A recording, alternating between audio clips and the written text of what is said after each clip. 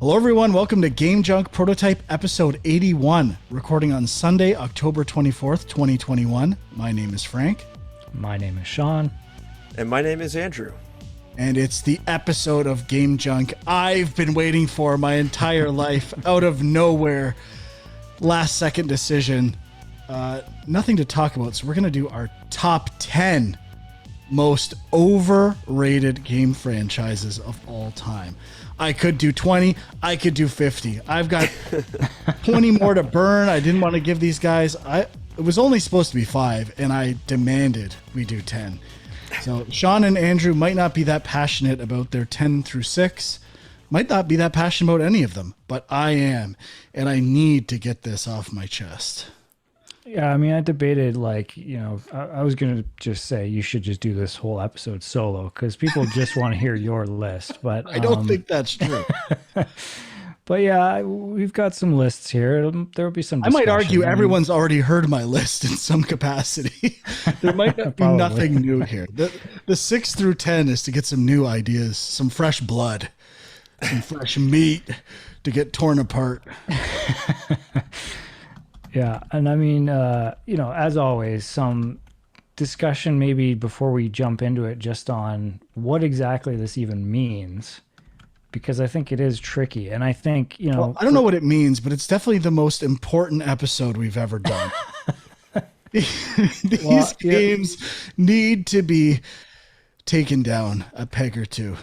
Yeah, so I mean, I think that is a good summary of what we're talking about here, because I think it's not necessarily worst game franchises. It's not, I mean, I think a lot of these are either best-selling franchises or very critically acclaimed franchises. But like for me, there's stuff that I just don't like. That's just not for me, but I understand why it's popular. So that's not overrated. It's something I had to go with stuff where I've played at least a bit of it to kind of know.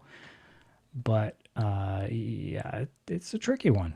I would not agree. For Frank, but for everyone mine else. is more about, probably my top ones are more related to critical ratings, like games that get very high reviews all the time, and I'm confounded.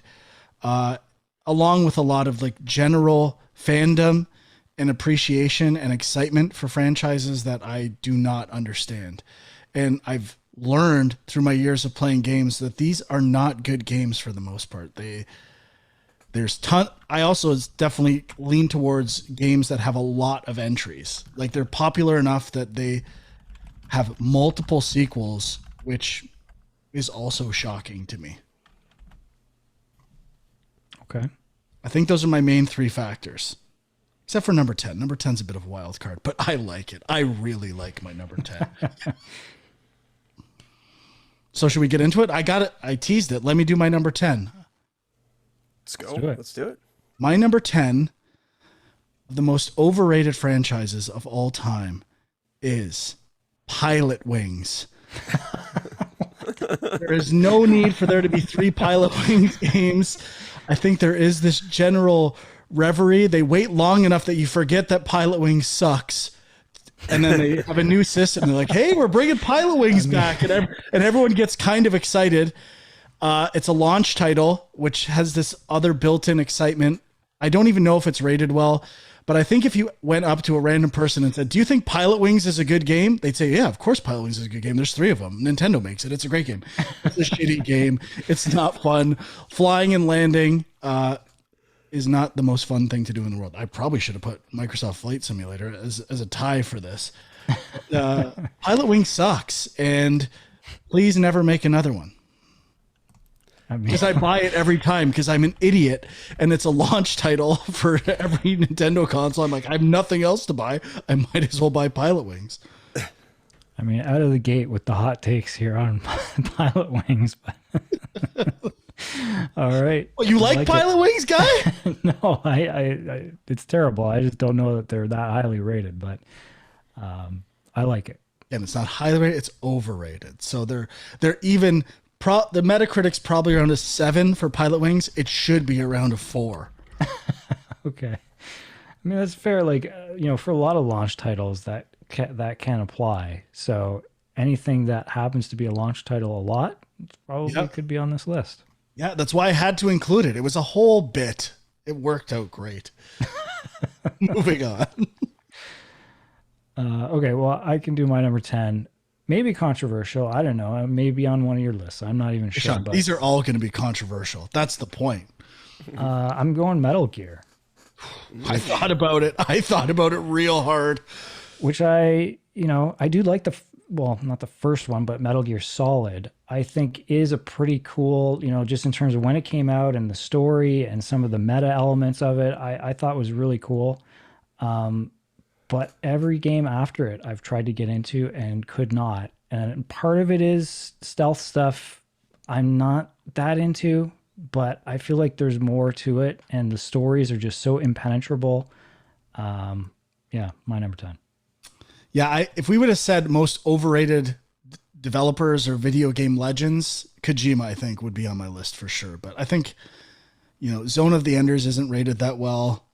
Death Stranding's pretty divisive. Metal Gear, I think, is his best franchise, and I like it. And even Snatcher's not that good, let's be honest. What? What? You mean the Blade Runner copy? But I think Metal Gear is good enough and influential enough to not make my list. So I must say, since we started talking like 2 seconds ago, I've already changed my list like 2 times. So this list could be very fluid. But my number 10 is the Paper Mario franchise. I find that this series, I cannot stand all of the talking that is in every game. There's just so much fluff dialogue, and the gameplay is okay. I don't mind it, but the dialogue just makes the games go on forever. And I think this last one was the first one where you can actually like skip stuff a little faster. And they're just always rated so high, and I don't get it. And I am the RPG guy. This should be my bread and butter, and I just cannot appreciate these games in any way, shape, or form. And that's my number 10. I just changed my list. My number 9. The one I had was Dishonored, and I was going to go on a big stealth sucks take, but then I'm like, well, Dishonored lets you do both ways. That's kind of the point of the game. I just haven't played it enough, so you're safe this time, Dishonored. I'm putting in Shenmue, which tag it in. Not so much that it's an amazing franchise. I tried playing it on Dreamcast. I have friends who like it. Well, one friend. Hi, Bren, you're listening. It's not good. It's boring. It's also revered in a way that this pick is more about how revered it is. If you remember that infamous E3 PlayStation press conference where I think they gassed up the room so everyone was insane about every announcement, including this one, that's leaving a bad taste in my mouth. And that's mostly what led to this, and the promises of Shenmue 3 that people lost their minds. The Kickstarter, it was garbage. We all realized Shenmue was garbage when that came out. So let's keep it there. Number 9. It might not be high enough, but I haven't played enough to say definitively. So what was worse? Was the Shenmue 3 title reveal or the Metroid title reveal? Metroid Prime 4 title reveal worse? Which one? Well, the reveal okay, well, the Metroid Prime 4 was in a video. So that true. Like the reveal is way worse for Nintendo considering it's still not out. But the fandom, the like barf-inducing, cringeworthy reaction to Shenmue 3 is really what this pick is all about. Well, and it's interesting because by the time the game came out, I feel like I didn't even hear about it. That's right, because it sucks. Yeah, it was like complete radio silence. So yeah, I think there's something there. I've always been curious about them, but never really played them. So. Do I? Oh, yes, me. My number 9, this kind of falls in the category of not for me, but I have tried, and obviously it's a very popular franchise, Animal Crossing. I don't totally get it. I mean, I know that they're kind of just like, decorate your house and, build your village or town or whatever.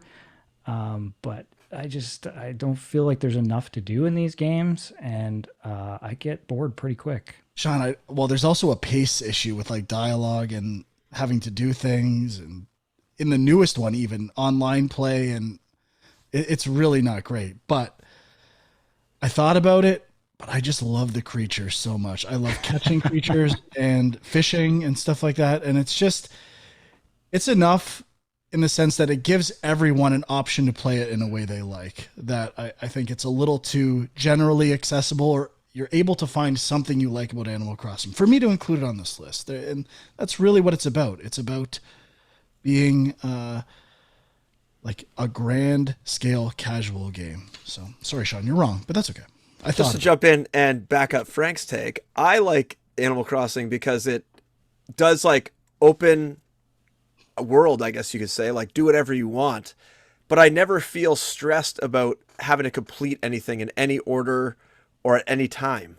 There's no sort of like time crunch at all in that game, and it really is just like a really casual game, and it's kind of relaxing. Yeah, I mean, I feel like there's no goals at all almost, and that's part of my problem. And then also just like if you're away from it for a bit, point for Sean on that one. Sorry, boys. And if you're away from it for a bit, I feel like you know, like your house is all like messed up and stuff, and it's just like I just feel like I don't even want to bother going back to it. So fair enough. That is a good point.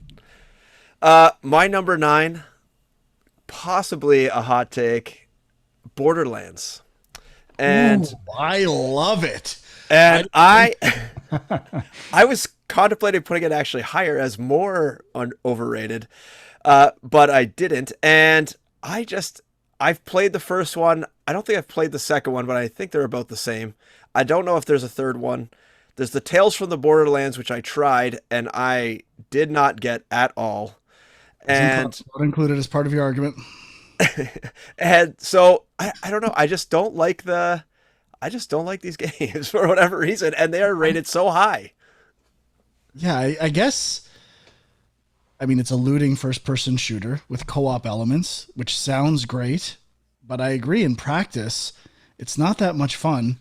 And I've tried every one multiple times, and it never hooks me. Cooperative gameplay, unless you're at exactly the same level, it kind of stinks. Good pick, Huck. I am jealous of that selection. I thought you'd have it. So did I, apparently. I could have done 30, 40. This is so... It's literally, I think, the thing I'm the best at in the world. Calling things overrated. Yeah, we're pretty good at that. All right, number 8. Kirby. Probably should be higher. I've told this story many times. I saw that ad for Game Boy.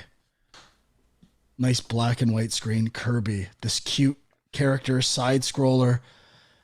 I'm like, I'm going to love this game. This game was made for me. I need a Game Boy for this. Didn't buy it, played it at a friend's house. And I'm like, this is garbage. Like, this is slow. This is boring. I mean, I was probably 10 years old and I said, this is for babies.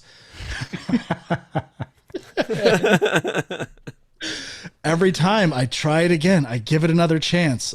They have some amazing art style like Kirby's Epic Yarn. I can't even remember some of the other ones. I'm like, this looks really good. And I try them and they're just the pacing, the actual gameplay of swallowing something and transforming is not fun. It's slow. Like it resets you back. Like I remember you would turn into the weight and fall and stuff like that. It's clumsy. It's not great gameplay. Do not understand how there's been so many Kirby games, how it's revered. I wouldn't say it's rated super highly, but I'd say it's rated favorably. I think it's probably, if you took all the Kirby games, it's around an 8 Metacritic. And I just don't understand it. Bad franchise. Cool character. Nice. I love the look of Kirby. That's why I wanted to like it when I was a dumb kid. But even a dumb kid knew that game sucked. It's funny this came up on the show. I literally was just playing this with my kids on a Game Boy emulator, the Kirby Game Boy game, whatever it's called, Dreamland or whatever it's called, just earlier today. Really? And it yeah, sucked. no, it was all right. I mean, we got about halfway through the first level and then they didn't want to play it anymore. But so I guess that tells you all you need to know. In the initial game, I remember the sucking being really slow. So like the act of sucking an enemy and spitting it back out is so unsatisfying. It takes forever. It man, I'm really distraught. I think Sorry, Kirby. just Hope you're just feeling- to say, just to back up Kirby, my boy Kirby a bit. On the Game Boy, you didn't really have much screen real estate, so you kind of had to like start sucking to try to see if something was even there on the screen, because like who knew what was around the corner in that? You had like what 30 pixels in front of you, kind of thing. So not my problem. Ideal. Yeah, true. Not your problem at all. I agree. All right, my number 8. Considered it for my top 5 initially, and kind of discarded it because I think there's at least one, maybe 2 great games in this franchise. But as a franchise, it's not that great. Prince of Persia. And, you know, I do like Sands of Time quite a bit. I'm looking forward to the remake. I think the original Prince of Persia is kind of a classic in a way, but it's so hard and just not like I never beat it, never came close to beating it. I didn't even go back to PC games. Now I'm thinking King's Quest could have been on this list. Oh yeah, a lot of options here. There's some old ones that could work for sure. That's what I was trying to find. I don't really have any of those on my list. Sean, you were kind of excited for Sands of Time remake because I agree. Sands of Time is a great game. Yeah, I'm still looking forward to that. But it's funny. There was like some kind of Prince of Persia sale recently somewhere on Steam or something, and I was like, oh, cool. And I looked and I was like, yeah, I don't really like any of these games except for Sands of Time. So, yeah. My number 8, which I don't know where this will land with everyone, but it is the Shin Megami Tensei series, which includes all the Persona games, in my estimation. Whoa. Yeah, I didn't even know they were associated. They are associated. So Persona is like a spin-off series of Shin Megami Tensei. And so the original ones are called like Devil Survivor or something like that. That's like their kind of key thing. They're like this weird, whacked out RPG, and they always seem to be highly rated. Specifically, the Persona games are just like off the charts. Now, I love Persona 5.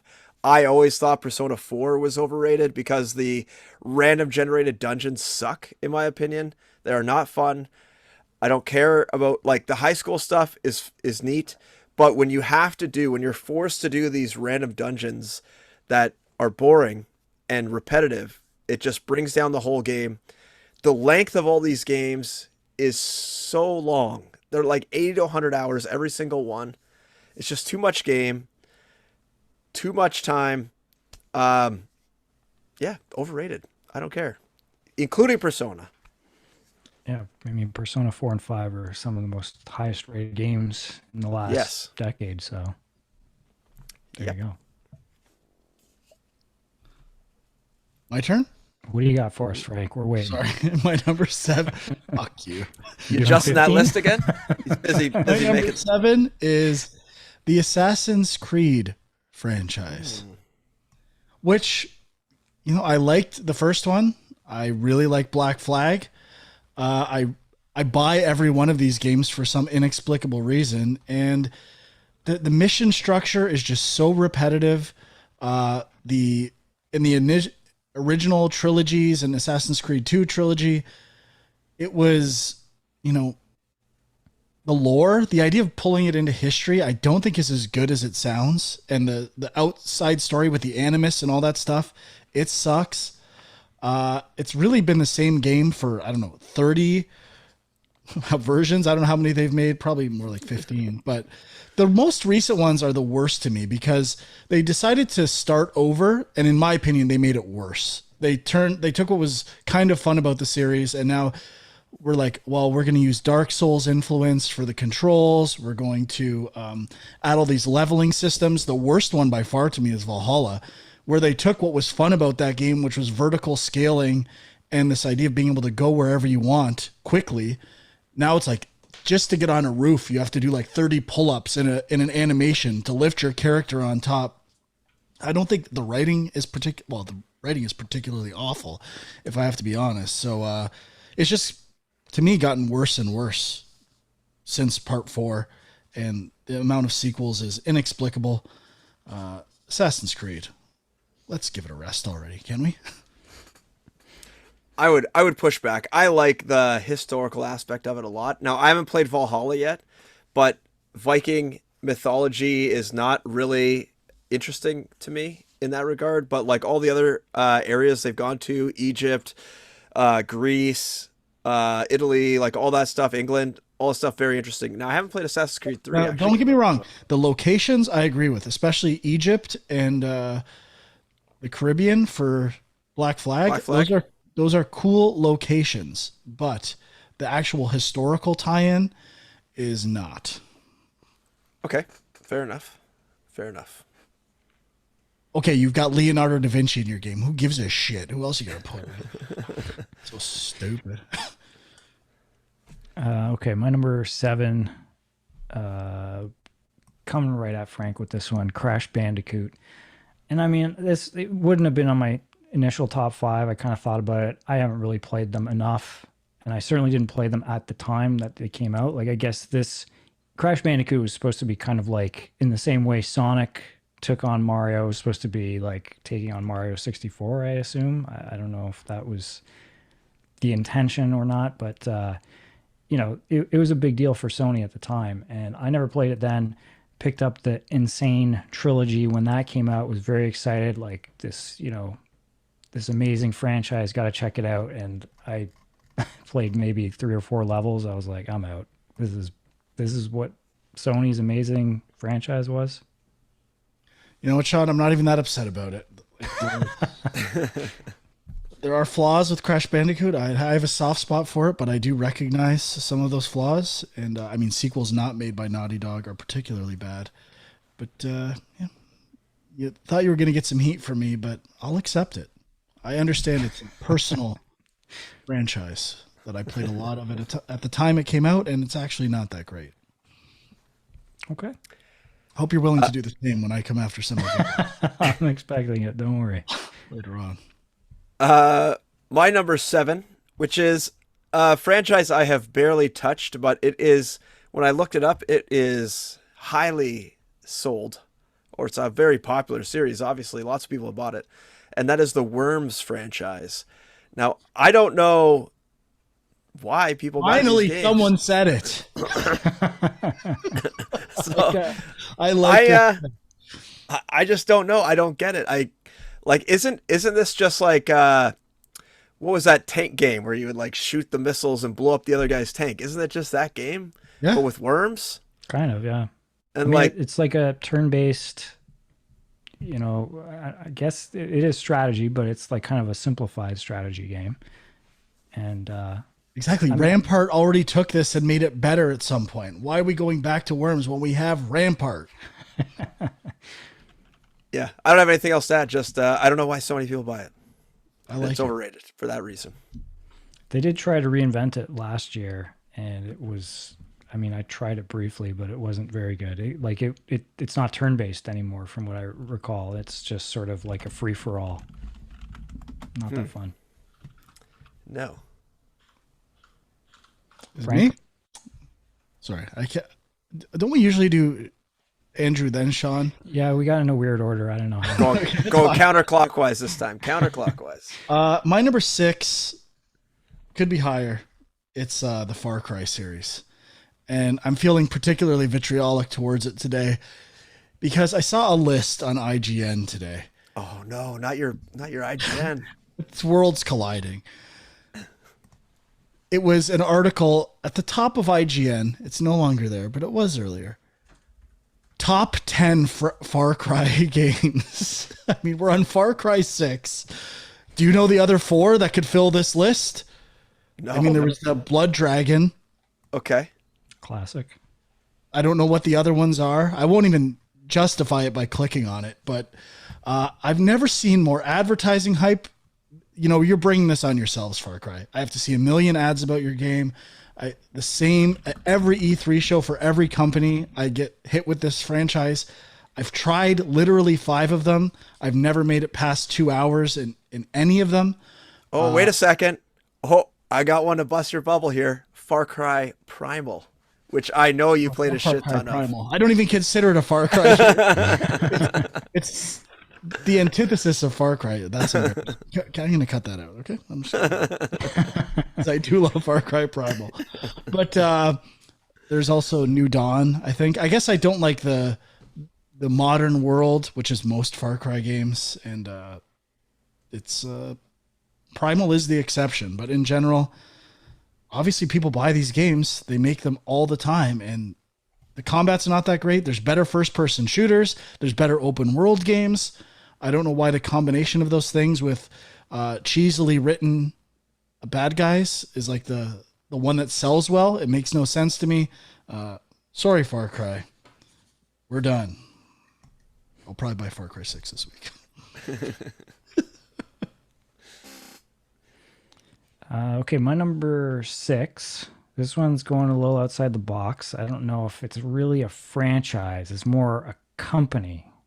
But oh, come see on. what you guys think about this. The Telltale Games series. So I would not let you include it, but I like it. I like it a lot. It's kind of, you know what? My number 4 is kind of like that too in some way. So I will accept it and I will love it as you talk about how over. well, they have a few that I was a big fan of. And early on, I was very excited. They brought back Sam and Max. They brought back Monkey Island. I was like, I'm into it. And they were kind of doing the episodic thing, which for a while was kind of like, oh, that's an interesting approach. But I think they just did too much and they just started watering things down. And I think, they probably peaked with the first Walking Dead one. And then after that, I fell off. Like I remember trying the Jurassic Park one, which I think came out before The Walking Dead. And they started trying to add like some action elements in it. And I thought it was pretty bad. And I tried a little bit of one of the Batman ones, but at that point, I just couldn't. I don't know. They all kind of felt the same to me and they weren't innovating enough. But I know some people, if you're a fan of sort of narrative based games, people really like them, but I think they just did too much. Yes. Love it, Sean. Eating your own. You've got a Monkey Island statue in your house, or you did at some point. So yeah, I like it. My number 6, we've already talked about it, Shenmue. I don't understand all the hype around this game. I know it's kind of like a meme game almost, like with the what's that crate job you got to do in the first game that takes where you're moving the boxes around on the forklift. That was like the big thing everyone was complaining about, and everyone's talking about how you can open every drawer in every house, and wow, that's great. That's really great gameplay. I don't know why that's good, and it shouldn't be good, and that's why it's on my list. All right, my number 5, the most probably popular game franchise in the world, Pokemon. Which, I've tried a few Pokemon games. They seem like very baseline RPGs that get way too complicated way too quickly. They really are just the same game over and over again. And I wouldn't even go after Pokemon. I'd be fine. You know what, Pokemon? I don't like you. We're good. But where I take exception is that there has to be 2 of every Pokemon. And they double sell every fucking game and everyone buys both of them. Even though they're okay games, they're not even that good. It's absolute lunacy how many copies this game has sold for being the same game over and over again. One of the controversies with one of the recent Pokemon games is they reused all the animations from the previous Pokemon, but it's always the same characters. They just add a couple of new Pokemons. It's like, oh, all the Pokemons are back plus a few more. What are people excited about this? You've done this before. The graphics aren't even that good. It's not like it's this technical showcase with these Pixar-esque creatures that you fall in love with. It doesn't even look that good. There is no reason to like these games other than it was popular at one point and people have this weird reverence for Pokemon. It's nuts. Please stop with the Pokemon. There's better games, better characters. I'm already sick of having a million Pokemon things in a Smash Brothers game, another franchise I thought about including. But it's just too much. Enough just if you like it, that's fine. Buy them, keep it to yourself. No one else. We know about Pokemon. Nothing's changed. It's still not good. I'm with you, Frank. I'll be talking more about it in a minute. But my number 5, speaking of going into houses and opening all the drawers, the Elder Scrolls series makes my list, even though I have, in the last year kind of gotten into Skyrim in VR. Like I get the appeal of these games, and I think, the worlds are huge and they can be immersive, but they're also just not very stylish. I mean, it just, all the mechanics feel clunky. Like just everything about it feels unpolished. And I think that's the sacrifice for the size of these games is you get an unpolished final product. And, it is what it is. I'm curious to see what the next one will be, if they can kind of somehow in this day and age Make it come fun. out with a polished version of those giant worlds. But until then, yeah, I think it is a bit overrated. If you're ever not sure if this game is good or not, start playing and then switch to third-person camera and watch the animations and the combat. You'll get a pretty quick sense how good this franchise No, is. don't do it. Don't do it. It'll ruin it for you. Where am I? Number 5? My number 5 is a game that is beloved by certain people, and it is the Dragon Quest series. And I must say that these games, I think Tim Rogers says the combat in Dragon Quest is perfect, potentially. I think that might be. I could be in trouble then. But they're just so long. These like I like the combat. I could play these games for like a solid 10 hours and love every minute of it. And then when I realize that I'm only like 1/10 of the way through the game, and that the rest of the game is going to be me running between like towns and fighting the monsters and not doing too much other stuff, I get a little bored with it. And I think this is kind of a problem. One of the games that I really tried to love because it was so beloved, I believe, was Dragon Quest 7, or the one where they had like English voice actors for the first, like UK English voice actors for the first time. And like people ate it up, and I could not stand that game. It was so slow. There was so much walking. The battles happened so much. And I mean, if you wanted to devote your life to grinding, this seems like a game for you. But if you are a real person, this is not a game for you. It's just, there's too much. And it's so overrated for that. For those We're here reasons. first. Dragon Quest fans, you're not real people. Well, sorry, I should say, if Dragon Quest is the only game you want to play, this is perfect for you. It's all right. It's all right. If you want to play other games, then probably not for you. Okay, my number 4. I'm looking at my top 4. I could make a case for any of these being number 1. I'm including Elder Scrolls and Fallout together. They're basically the same game, skinned differently. This one's for you, Mass Effect. Mass Effect Andromeda comes out. People are like, everything's a meme with the animations and bugs and all this stuff. I literally see the same thing in every one of these games in these series when it launches, and no one cares. They get 8s, 9s. We love this. Let's make 20 versions. It comes out on Switch 10 years later, and everyone creams their fucking pants. Like, why do people care about these games? They looked like shit when they came out. They look like shit 10 years later. I guess if you like the writing, which I think is overrated, especially the dialogue, it's so cumbersome and so infuriating. I can appreciate VATS in Fallout. I can appreciate the world of Skyrim, but the gameplay, graphics, just general fidelity for the time of their release is subpar at best. And these games will be laughed at in 20 years. They already are in some cases. Well, guess what? I was onto them from the beginning, from day one.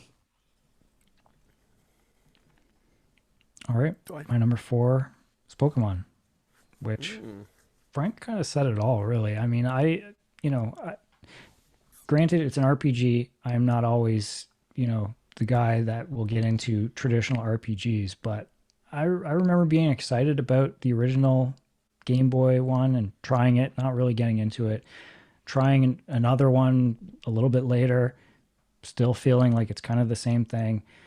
And then when they did kind of the remake of the original one for the Switch, and Kieran got it for Christmas, and I was like, oh, this will be fun. We can kind of play this together.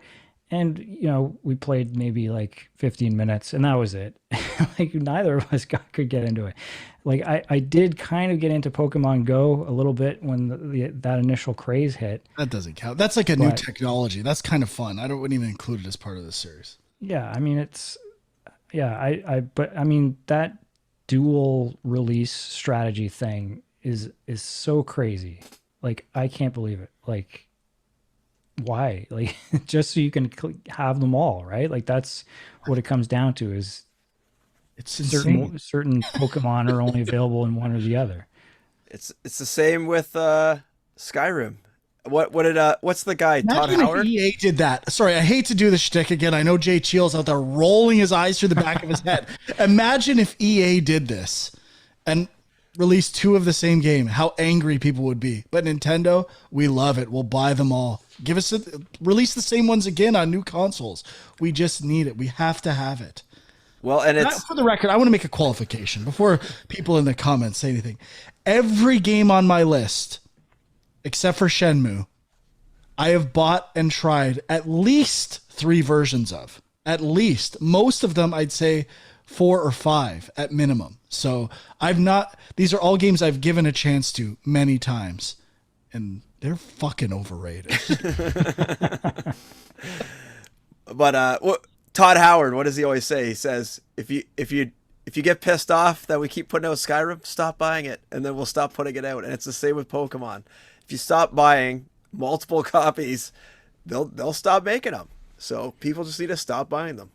And that's what happened. The thing is, like, I think it makes a lot of sense, and it works as like an animated series and a toy line. Like that stuff is great, but the games themselves kind of suck. Exactly. Why couldn't this be Viva Pinata? Viva Pinata's got better characters, better gameplay, more creativity, and I want to buy those action figures and cards. Like, why couldn't Viva Pinata take off? It's got to be Pokemon?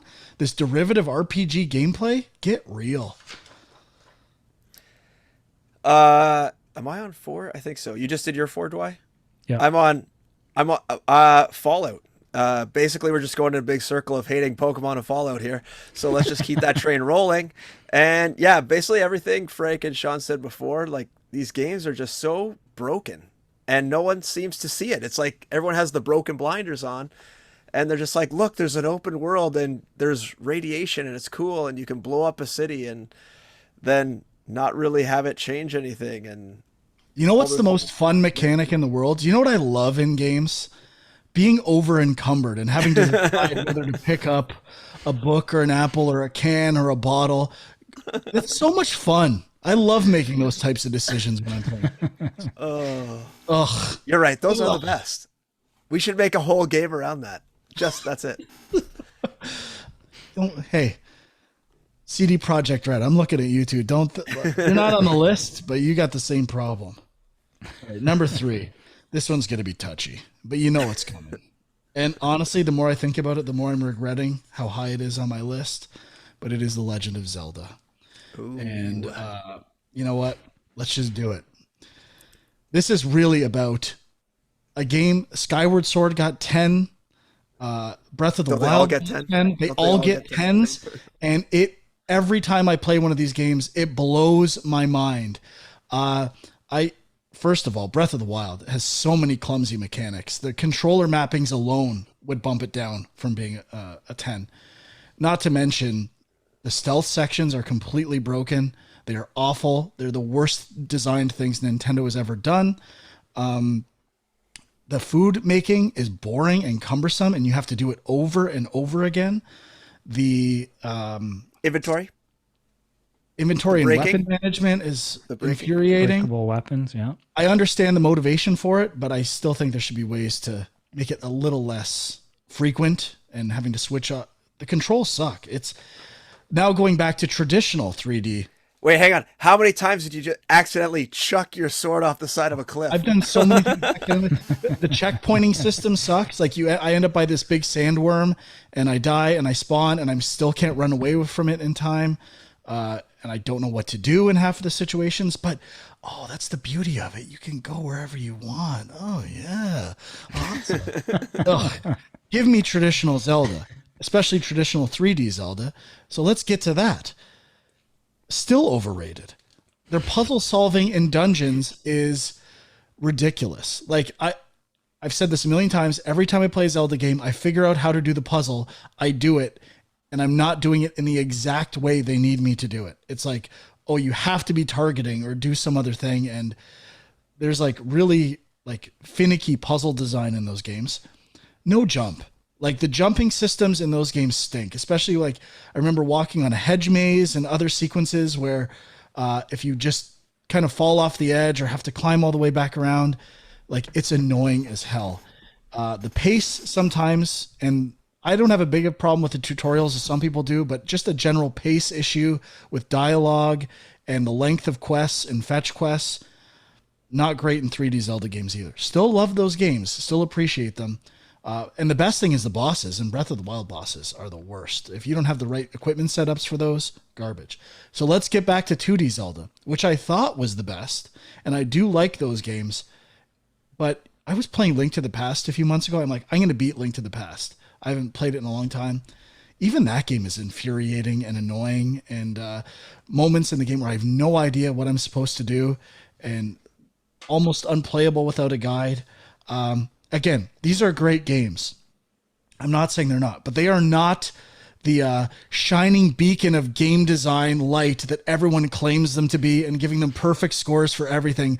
These are flawed games, and they become more flawed over time because of Nintendo's stubbornness. So Zelda, you're great. I love you for all that you've done, but you are overrated as hell. Well, I mean, the review scores alone, I think, earn them a spot on the list, but not on my list. You know why it's so overrated? I can boil it down to one thing. The sound design. The sounds are so good. It definitely hazes over everything else. You hear the chess, the puzzle solving sounds, the music, the theme of Zelda. It's clouded everyone's judgment for this series. Take that to the bank. Okay. Okay, well, my number 3 is going to get a little crazy. Actually, my number 3 and my number 1 might be, I don't know. I might piss That's off. That's the point, Sean. You should be a lot like, of people. I'm sorry. But, you should hate these games. My number 3, Grand Theft Auto. Ooh. Yes. Which I've enjoyed the games. I've always enjoyed fucking around in the world. I've never completed the story of a Grand Theft Auto game. I've tried a couple of times, just get distracted, and it never happens. And I feel like the more recent ones have been really heavily praised on story. And maybe I'm missing something there, but it just never clicked for me. And I know the remasters of the trilogy are coming out, and I'm like thinking, maybe I should finally try and actually get through the story of a GTA game, but will it happen? Probably not. So that's my number 3. Interesting. My number 3, I don't know how I'm going to top Frank's take on this, but Zelda. I don't think there's anything left to say. I've had a lot of thoughts brewing for many years about Zelda. I probably only scratched the surface. I think Frank kind of covered it. I mean, one of the egregious ones which you didn't touch on was the remake of Link's Awakening. That game has some infuriating parts that, like, you would not know what to do at all. And they remade it and made it still as painful as it was originally. Like, why would you do that? I get that, but it's still a valid You criticism. didn't call the guy on the phone, man. You got to give him a You're call. right. He'll tell you what I to did do. not. I called my internet provider on the phone. I forgot to say and said, "Hey, Zelda give me the 2 walkthrough." sucks. Zelda 2 sucks for NES. I actually love Zelda 2 more than Zelda 1. At least I know where to go with Zelda 2. And the original Zelda is also not that good. Yeah, It's way how too would hard. you ever do the original Zelda without a guide? You would have to burn every goddamn bush in that forest to find out where to go. And one, you'd have to know that you can burn bushes because they don't teach you that shit. Anyways, go ahead, Frank. Number two. Number Lay it on two, us. I was kind of quiet when Sean was talking. I think I might have revealed my hand. Easily could have made this number one. Grand Theft Auto. And you're not wrong, Sean. Going back to Grand Theft Auto 3, like the review scores are insane for these games. Again, Well, the story, three was like a game changer as far as open world. That was one of the first games that did open world and did they were the first one that did it that big. and well, I think part of that was what you did in the game, like which morally was objective, and I think people kind of got Yes. off on that on the time. I was never into it. Like I wonder how these games are going to be viewed when they come out and if, or re-released in a few months, or are not that I've I'm heard they're making some changes. I like sure they are. there's some But debate that's about not my that. reason. I just don't think they're good games. Like I'm not trying to come off as like a moral reason that I don't like Grand Theft Auto. I think first of all the writing sucks. Like it's praised for its writing, and it's actually derivative and lame and just a bad movie. It's like the worst movie version of all this stuff. Rockstar in general, especially in GTA, aiming pivots. The pivots for movement are infuriating. They over animate everything. The control is very loose and clumsy. I never feel like I have full control in the game. The beauty thing about Grand Theft Auto was, you can drive, you can shoot, there's story, you can do everything in this game, but it doesn't do any of those things well. Driving has always sucked. Aiming really isn't that great. The story isn't that great. Yes, you can do everything, but I'd rather just play one game focused on those things that knows how to do it and makes it fun. I don't care that I can do everything in one game. That's not fun to me. I want to do things well. And I'll put it, the hottest part of this take, Bully's the best version of all these games. Bully is actually fun. It takes these things and condenses the ideas and doesn't have it on a map that's so big that it takes 20 minutes to travel anywhere. Bully does this much better than Grand Theft Auto. Bully was great. Yeah, love and that it's more fun. Story's better. It's like leans into its comedy a bit more. GTA sucks, and it gets a lot of tens and tons of versions, remade versions. The only GTA I've ever beaten is GTA 4, and even that felt like a chore, to be perfectly honest. Even the system of bounty and like the lights and wanted level, I guess bounty is Red Dead. I at least like the world of Red Dead. That's why I get, and I like hunting in that game. The actual real world setting is not that intriguing to me, but like the wanted level and having to avoid cops, like that fundamental game loop sucks. Like it's not fun. You just kind of find exploits to get around the police. You drive around, hopefully with the terrible car controls. You hope you don't run into someone else and slow yourself down and get another wanted star. It's like, oh, I just want to play the game, not get away from cops. Man, everything about this game stinks. How is it so popular? Well, that's what I was gonna say too. Is like if you are sitting there trying to get through the story, like I can recall so many times where like I would fuck up a mission because like I couldn't drive straight and I would hit somebody by accident. And all of a sudden I'm wanted and like the whole thing blows up and I'm like, okay, got to start it over again. Like it just gets frustrating. But I do think just that, like if you just want to kick back for an hour and blow shit up, that's kind of fun. But I wish I playing through could the give the story is hottest tough. take of my life, but I haven't played these games to say this. I think Grand Theft Auto 1 and 2 are the best Grand Theft Auto. But I haven't played them to confirm that. But yeah, that stinks. I don't get it. Which is weird because I really loved Red Dead Redemption.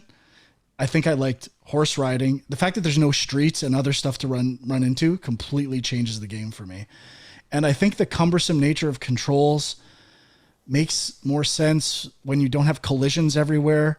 Like in the Wild West, there's very few houses. You're not in houses very often or rooms.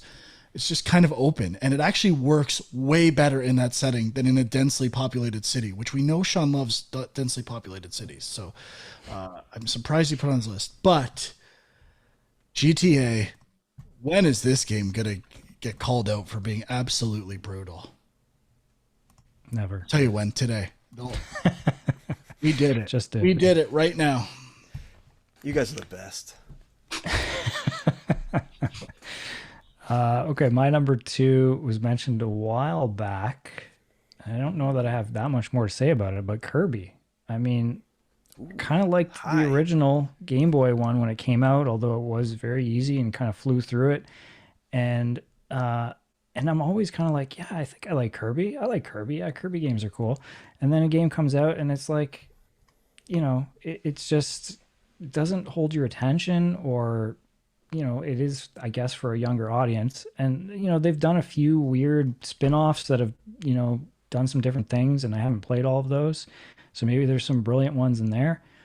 But, that being said, that new one they announced recently, I'm like, maybe this is the one. So I don't know what's wrong with me. They had Mario. Mario's an amazing game. How can you improve Mario? Not by adding this weird sucking mechanic and spitting stuff out. Like, they thought, well, let's just make another version. What's a fun mechanic? The core mechanics in Kirby are not fun. They are cumbersome. It sounds cool. It sounds like a good idea. Yes. But I agree with you. The thing I always find in those games is like I feel like I'm always trying to like conserve ammo. Like when how you can like swallow something and then wait to shoot it back out, and I'm like, I'll wait, and like I never actually use the stuff you're supposed to use. It's just strangely not. I don't know. There's something weird about the design of it. I can't really explain it. Again, it's getting by on a cute character. I think that's all all can be said about Kirby. Like, it's all about the mascot. Well, never mind. Sorry, Huck. I'm gonna get to mascot love in a second. Okay, my number 2, Oddworld. This series I don't understand at all. Why there are so many of them. I don't know. List on Oddworld. What's that? You do? Can I get some love? I think I gave you Oddworld before the show. I was trying to fill Sean and yours list. Like, give me love. You did have a great suggestion, and it bumped This is right really to Frank's the top. top 30 right here. Yes, we're just nitpicking little bits of Frank's list that didn't make it. But it definitely is so overrated for me. I don't get it at all. I didn't come up with it at first. Obviously, Frank pulled it out of the air somehow magically. He knows all these shitty games. Look at the shelf behind me, and I got them all.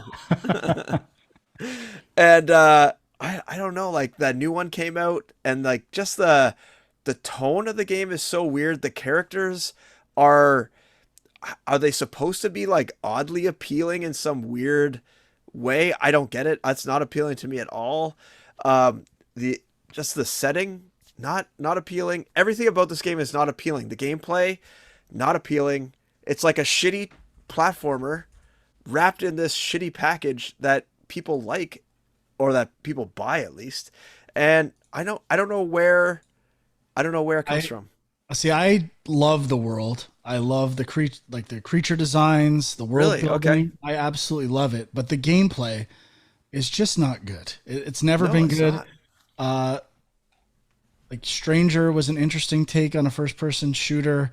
The one for Xbox was kind of interesting, but going back and playing it, it's not good. It's great art, great worlds, just bad gameplay. Sorry.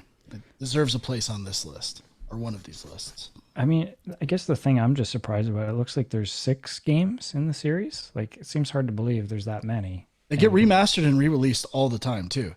And this is going back to, EGM, mid-90s PlayStation. Like, these games were revered back then. Like, I think it got Game of the Month and potentially nominated for Game of the Year. It's kind of crazy. Yeah. That's it. My turn. Number 1. Number 1. I think we might all have the same number 1. It might be unanimous. Sonic the Hedgehog is the worst, most overrated video game franchise of all time. Like it's got movies, it's got sequels to movies. There has not been a good Sonic game debatably ever, and there certainly hasn't been a good one since Sonic the Hedgehog or Sonic and Knuckles, Sonic CD. And going back and playing old Sonic games, these were my favorite games. Sonic the Hedgehog 1 was the game that made me love video games. So there is certainly a nostalgia and love for it. But even when I was 10 years old, 11 years old, you know, I played these games. I had a Genesis. I'm like, I love the music. Sonic's so cool because all these stupid ads tell me he's cool. And Sonic is cool. Sonic is a cool character. It's a good mascot.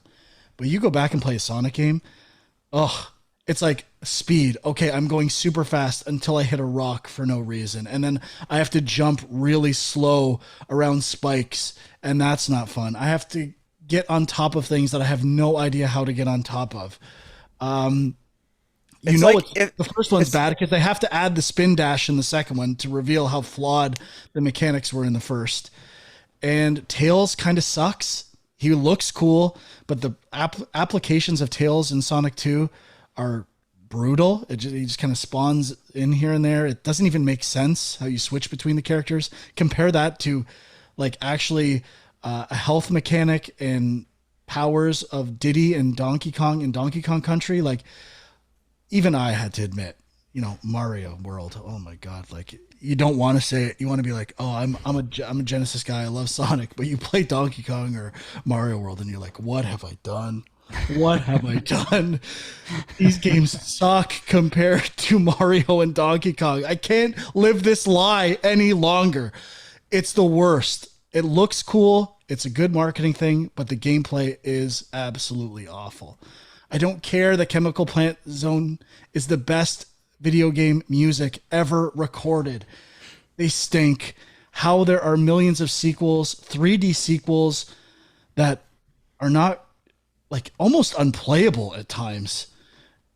Like don't even get me into the Sonic R World on Saturn, one of like the worst versions. Their knockoff stuff sucks. I don't get it.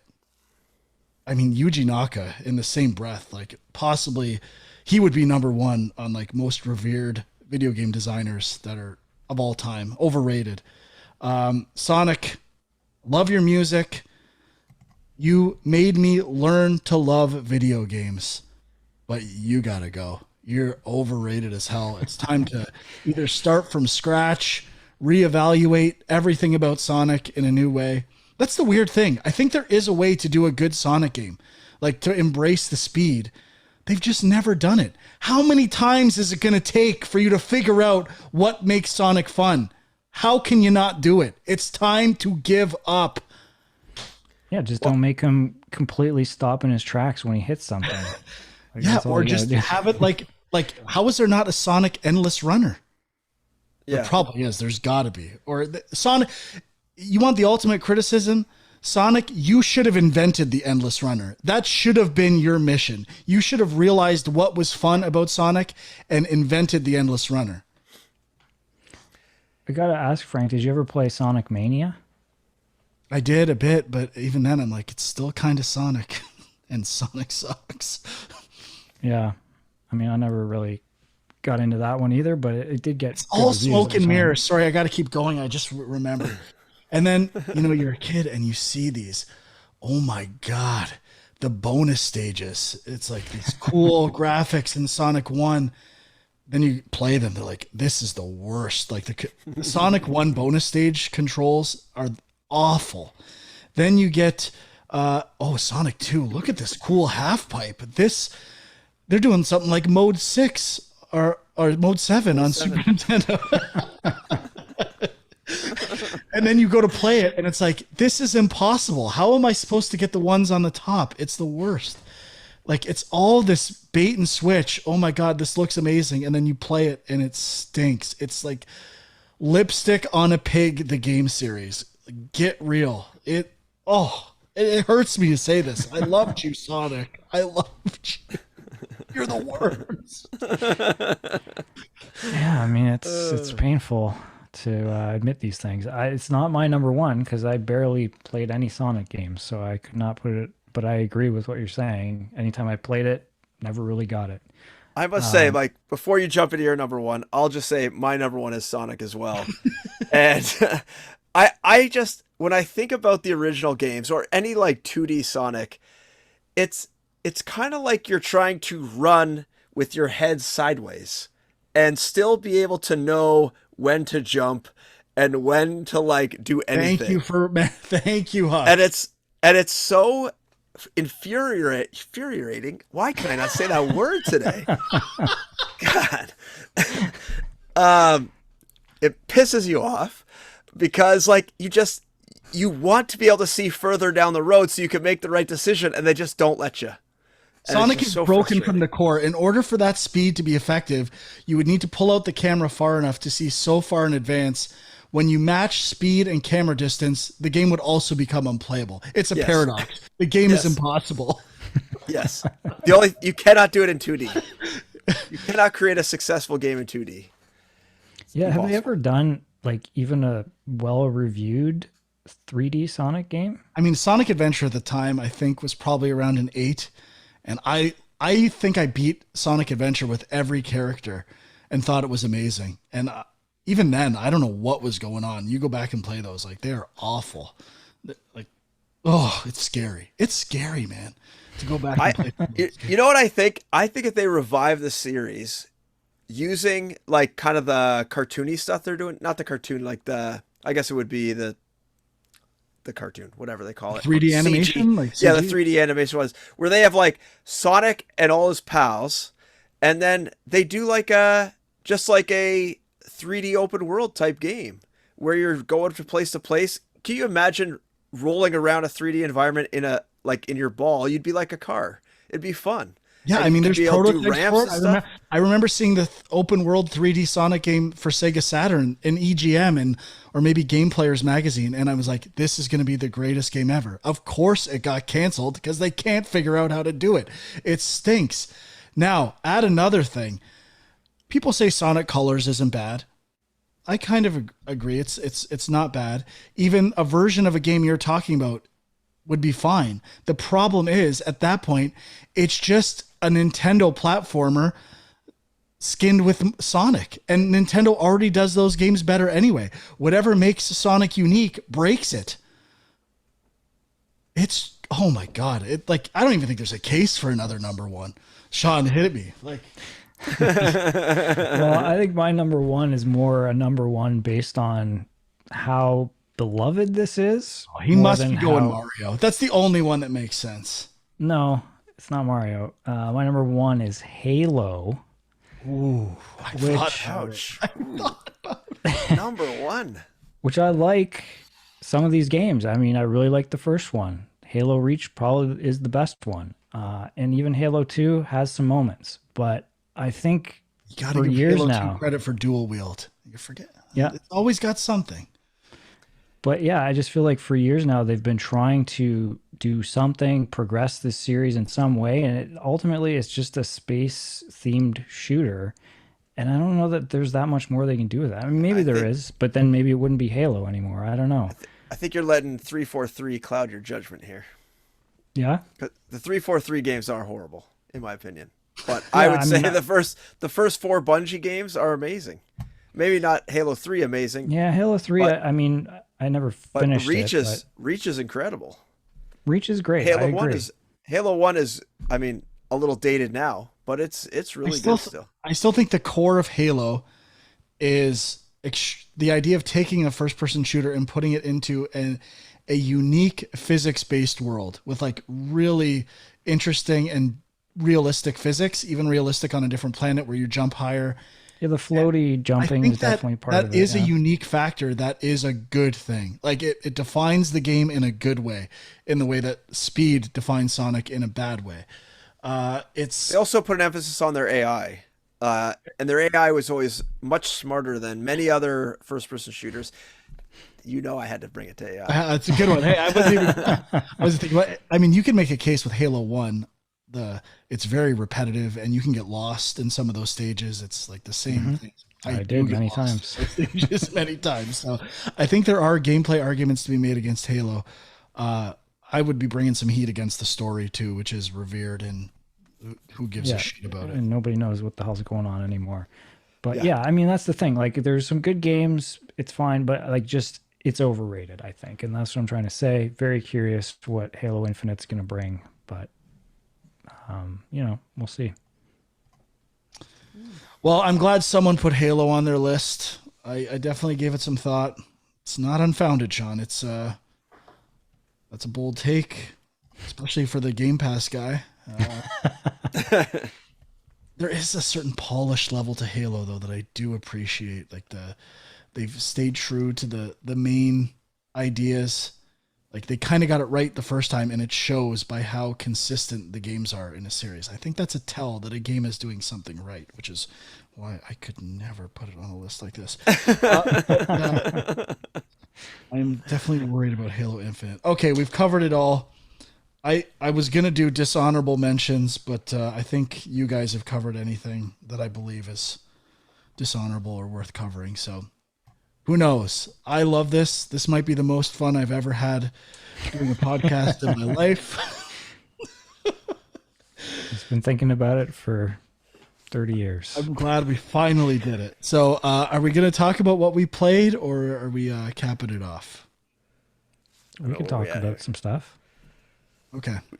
We also, listeners, please write in more stuff because apparently there's no gaming news, and we're tapping the list now. State of play this week, right? There's some news, and Oh, that's true. Yeah. hopefully it's picking up, and some big game releases we can talk about, like Halo Infinite, if it releases in a month and a half. That will be interesting. Mm-hmm. We did get a few junk mail questions too, which we'll try to get to at some point. So you can send them gamejunkpodcast@gmail.com or put them in the Discord channel for junk mail. YouTube comments even, but YouTube. So let's.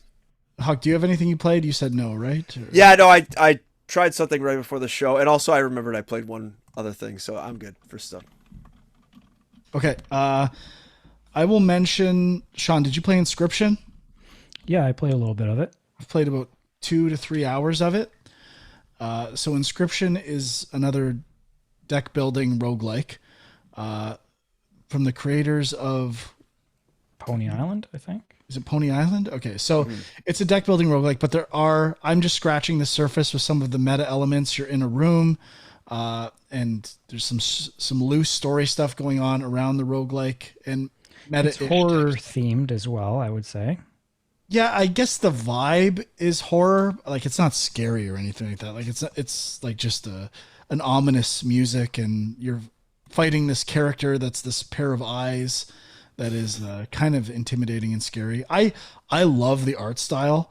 I think it looks amazing. I really enjoy the presentation. I think the presentation is top notch. It's why I keep giving it a chance. I'm not sold yet on the actual game itself. The thing I like about it is it's very strategy based. Like if you make one bad decision, like a game can be over in a second. But I also find like that's a punishing thing sometimes too, where I'm learning what all these cards are, and every hand is different, and it can be so different from the previous one. I'm like, I didn't even know what I could have done in that scenario. It's not like I screwed up. I'm like, I have no idea how I could have survived that. It felt like I was at the mercy at randomness at times. But I do like whatever their boons or choices that are similar to Slay the Spire. I like their version of it, and I'm learning all the systems. There's definitely a learning curve, but I like it. I just don't know if it's going to be something I stick with. I might. I honestly don't know. I'm really divided on this game right now. Yeah, I'm kind of. I mean, I guess I've played a little less than you, and I'm still kind of learning the card game, and I don't know if I feel like it was like maybe they needed to ramp it up a little slower for me. Like I felt like I was just being thrown in, and I was like, I was losing a lot and not quite understanding everything. But, the thing that I'm most interested in, and that is kind of unique, is this idea that you're playing this game, you're sitting at a table, but then there's certain points where you kind of step away from the table and you have this first person view of the room and you're interacting with things in the room. And I don't know where that's going to go. I assume that's going to build and become more of a factor. But so far it's been kind of sparse. So I'm kind of like, I kind of want to keep playing for that stuff. But I'm hoping the deck building stuff will hook me. It just hasn't hooked me yet. So I mean, it's a pretty unique idea, though. I do I like it. guess for me, it's a fun game to play knowing nothing about it. Like I guess Pony Island was like this, even though I didn't beat it. There's a discovery element of like what's going on here, and it has some of that too, where I feel like I'm like playing a new type of game and discovering what that is while I'm playing it. And I guess part of that is I'm assuming there's going to be great payoffs for some of this stuff, and if there isn't, I might be disappointed. Yeah. Huck? So I played a Game Pass game called Unsighted, only for about half an hour or so. And Dwight, you had mentioned it was kind of like crosscode esque, and I haven't got far enough to know if it's really like crosscode, but there definitely is some platforming elements, or like at least some jumping puzzles. And then there's also combat. I haven't got any ranged combat. You said you played it though, right, Dwight? Did you Yeah, get yeah, any there is ranged ranged? combat. Yeah, you Okay. have both a sword and a pistol. Okay, so I didn't get the pistol yet, so I'm really not very far. But I, at this point in time, I like the environment, or I like the story introduction that they've done. I find that interesting. But I find the actual like physical environments, the color scheme they use, really difficult to tell where to go exactly, where the exits are on each kind of screen that you have. It's a 2D top down action platformer game, I guess is how you describe it. And I just can't figure out exactly where to go all the time. And it's not necessarily too hard. Like you could kind of bump against some walls and eventually figure it out. But at the same time, I kind of like struggling when I'm looking at a screen to really tell what is a wall, what is a floor, what is a door, what is interactable, what is not interactable. And so I want to go back, but that is kind of left a little bit of a sour taste in my mouth that I'm not sure I will. Yeah, I had the same issue with that first kind of main level. I'm trying to think if it gets better after that. I think it got a little better, but I played a bit farther than you, and I would say completed what like I guess is the prologue essentially, and they kind of lay out the story, and then you go. And at that point, I found it was actually like the combat was a little tricky and kind of frustrating because I found that it was really easy to die. They have this healing mechanic where if you hit enemies enough times, you can build up this syringe or something that you can inject yourself to heal. But it gets to a point where it's like if your health's really low, the only way to fix that is to go out and attack more enemies. And so like you're trying to be cautious, Hmm. but you can't. Like that, as far as I know, I don't think there was like items that heal you any other way, but I could be wrong. I didn't So find yeah, any in that first area. yeah. So I just found and like I don't know, just some of the like the movement, like trying to be able to like one of the first enemies I encountered after the prologue is like this enemy that spawns copies of itself. So you have like six enemies coming at you, and you can basically only get hit like three or four times before you're dead.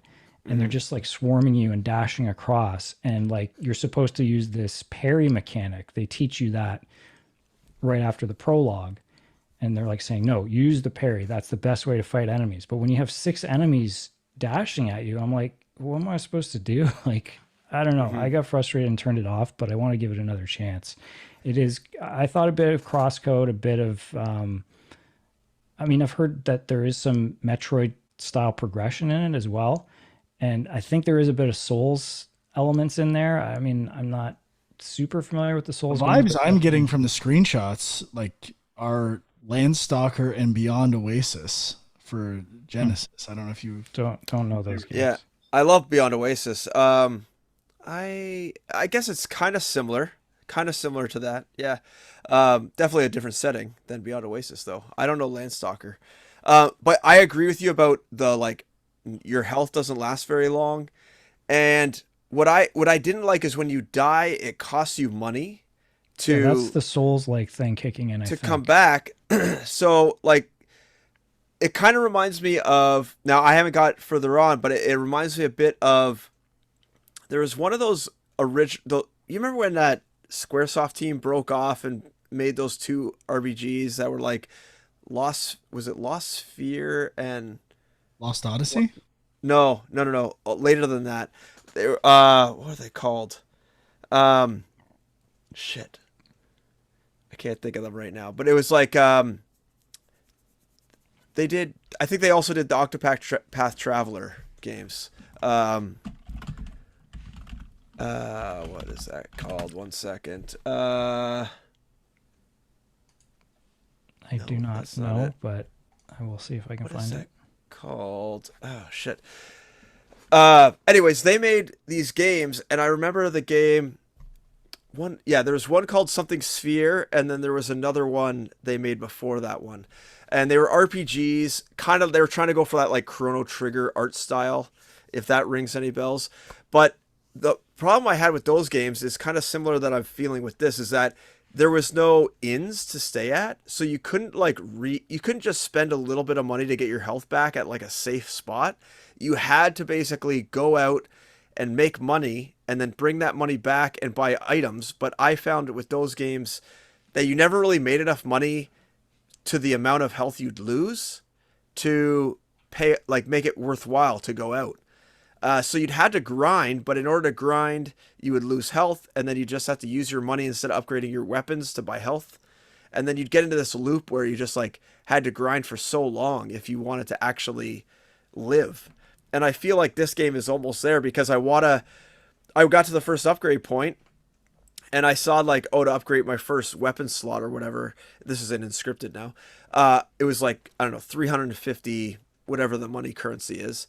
And I had already lost like over $200 from dying. Yeah. So I'm like, I could almost afford this if I just hadn't died twice. And so you're really punished, especially early in the game. Like that amount of money for dying right at the beginning seems excessive. Yeah, Uh, like especially when you're just learning and you don't know what you're doing and yeah, like $10, okay, but like when I'm losing 60 to 100 each time, and it seemed like every time I died it got a little bit more. I don't know if that continues on or if it was like how much health I have, it's like charging me to get that much health back. I don't know, because I had gotten a health upgrade between my two deaths. So it was just a little like maybe a little hesitant to battle and fight, and yeah. maybe almost want to like draw enemies away so that I would limit the amount of exposure I got to fights and Yeah, stuff like I that. was definitely doing that. Yeah, so it was a little challenging. So is it Lost Sphere and I Am Setsuna? Yes, I Am Setsuna is the game I'm thinking of. Yeah, that's the game I'm Okay. thinking of. Yeah, there's one other thing that I should mention about the game, which is you don't find out till after the prologue, but there is a time limit element to the game, which is that like all the characters, or at least the main characters, are all robots, and they have a certain amount of time to live. And that includes you as the main player. And they basically, after this prologue, say you have this many hours left to live. And as you go through the game, that goes down. And I don't know how after that, like I assume there's certain things you can do to boost that back up again. I don't know how much of a factor that's going to be, but they basically give you this option. They say this game has time limits. It's built into the gameplay. Do you want to disable this or not? And so you can turn it off. But like I hate being asked a question like that because I'm like, well, I want to play it the way it's meant Yeah. to be What played. did you intend? Huh, interesting. So I really don't know if that's going to be a factor, but yeah, there's a few little systems that I'm like, I don't know, it's kind of pushing me away, but I did kind of like the initial prologue. So That kind of reminds yeah, me of Breath of Fire Dragon Quarter. I don't know if either of you guys played that, but it wasn't a like countdown clock, but you had like this special move that was super powerful, but every time you used it, it added like a little bit of percentage to this meter, and if the meter got to 100, you essentially like turn into a dragon and the game was over and you lose. So like the first time I played it, I didn't know what this thing was about, so I just like was using this a ton, and then I turned into a dragon early and died, and I had to restart, and I was like, well, that's dumb. So the next time I played it, I never used that power. So then at the end, the final boss, I was able to just basically hold that power down the whole time because I had so much left over from not never using it in the game. So I kind of like this take on it where it's like a set time. You're maybe forced to move a little quicker. So is it real time, this timer?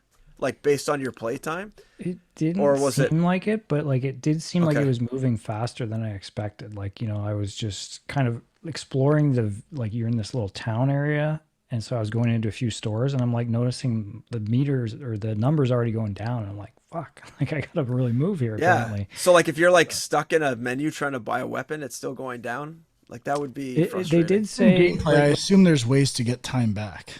yeah, I think there is. And there was like, I did a training session and it said like, while you're training, your timer won't go down or whatever.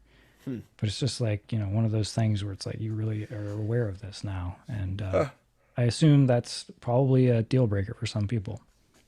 Yeah, could be. That's probably why they let you turn it off. Hmm.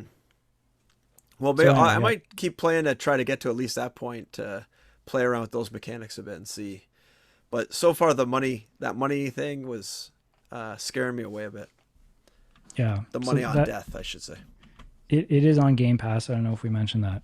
And it's one of the humble games that's on there.